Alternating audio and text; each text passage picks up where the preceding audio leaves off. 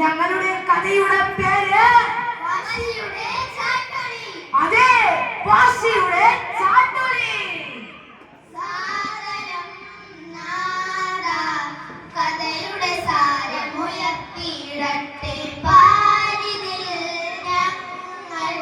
സത്യമതു വാഴ്ത്തിയിടട്ടെ കരമിതുയർത്തിടും നിന്നുടെ സവിധത്തിൽ ഈ ഗാനമിൽ നാം ഒന്നിച്ചൊന്നായി ഹംദുമുയർത്തുന്നേ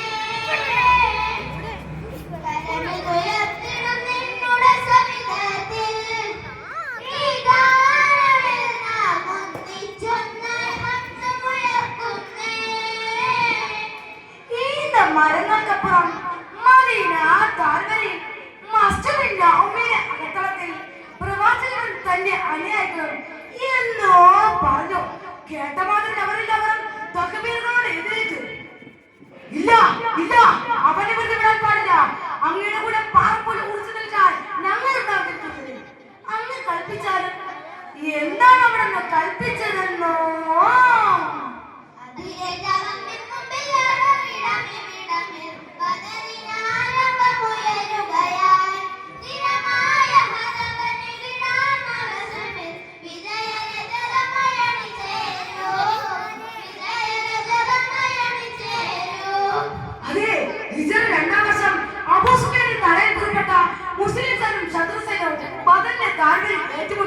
ഹംസത്തിൽ കറാന്റെ വാല് അന്തരീക്ഷത്തിൽ വില്ലു പറയുമ്പോൾ ശത്രുസൈന്യം ചിതറിക്കൊണ്ടിരുന്നു.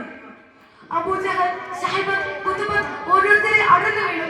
എന്റെ പിതാവ്, എന്റെ സഹോദരൻ, എന്റെ ഭർത്താവ് എല്ലാം എനിക്ക് നഷ്ടമായി. ഇല്ല ഇല്ല, അവനെ വെറുതെ വിടാൻ പാടില്ല. അവനെ വിധിച്ചിട്ട് സമാധാനമുള്ളൂ. എന്തിന്റെ പേരിൽ ഒരു ഉപായമില്ലേ എന്നല്ലേ?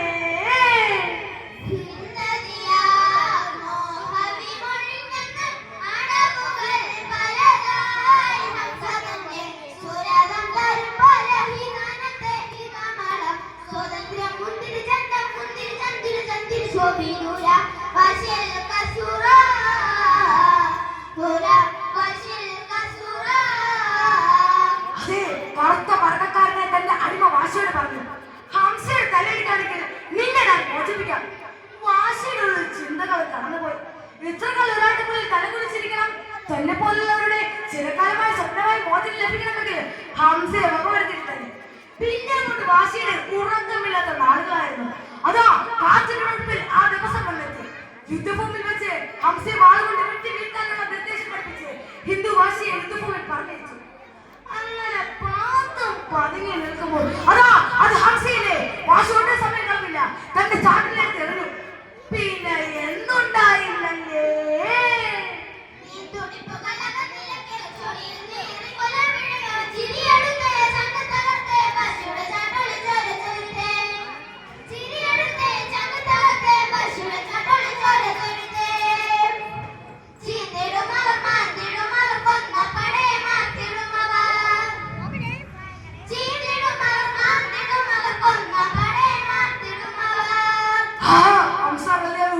വാശി തന്നെ ചാട്ടിൽ എടുത്ത് എറിഞ്ഞത് കണ്ട് ഹിന്ദു ഓടിയെത്തി. ഹംസയുടെ ഭൗതികമായ ശരീരം വികൃതമാക്കി.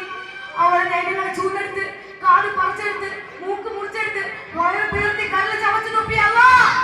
നിമിതം നെഞ്ച് വിങ്ങി പൊട്ടി കണ്ണുകളിൽ കാലമധികം കഴിഞ്ഞില്ല. മക്കയിലും മദീനയിലും ഇസ്ലാമിന്റെ പതാക പാറി പറന്നു. ജനം കൂട്ടം കൂട്ടമായി ഇസ്ലാം പുലിക്കൊണ്ടിരുന്നു. എന്ത് ഹിന്ദു ഹംസയും സത്യവാദത്തിൽ അടുക്കുമെന്നോ?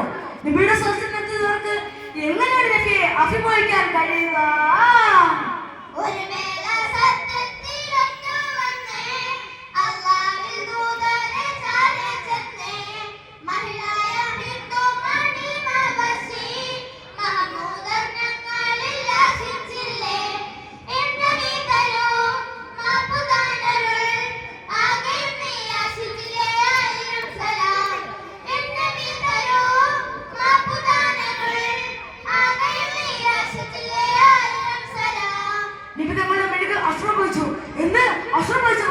കളമുന്ന കണ്ണുകൾ സ്വയം തുടച്ചിലേക്ക് വാശി പറഞ്ഞു.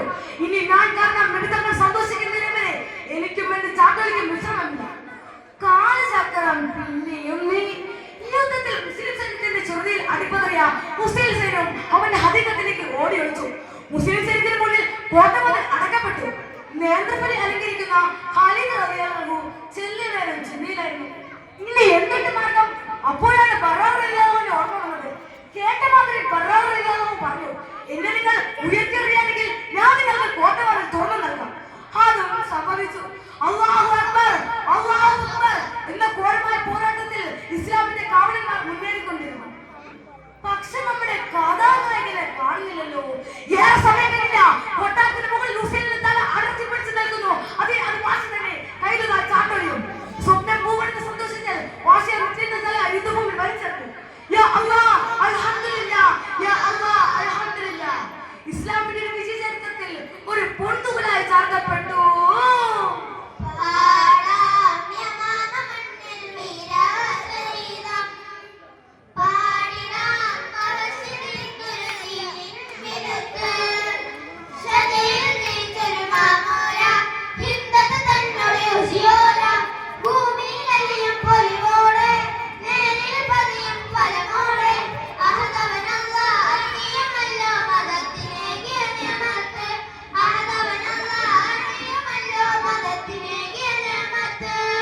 അല്ലാഹു സുബ്ഹാനഹു വ തആല ആ മഹാന്മാരിലൂടെ നമ്മളെ ഉൾപ്പെടുത്തട്ടെ എന്ന് പറഞ്ഞുകൊണ്ട് നമ്മളുടെ കൊച്ചു കഥാപ്രസംഗം ഇവിടെ വെച്ച് ഉപസംഹരിക്കുന്നു.